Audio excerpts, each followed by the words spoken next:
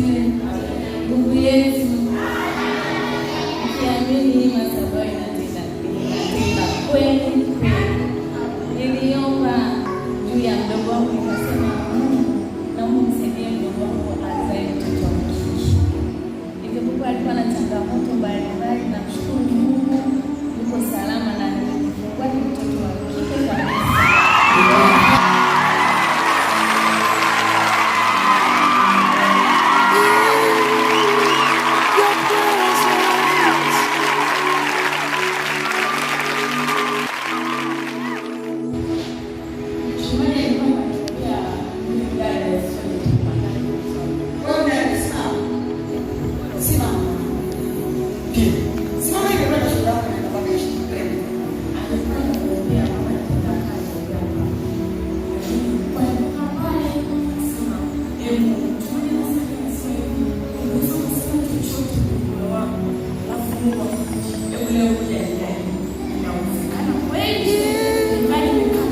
Your presence.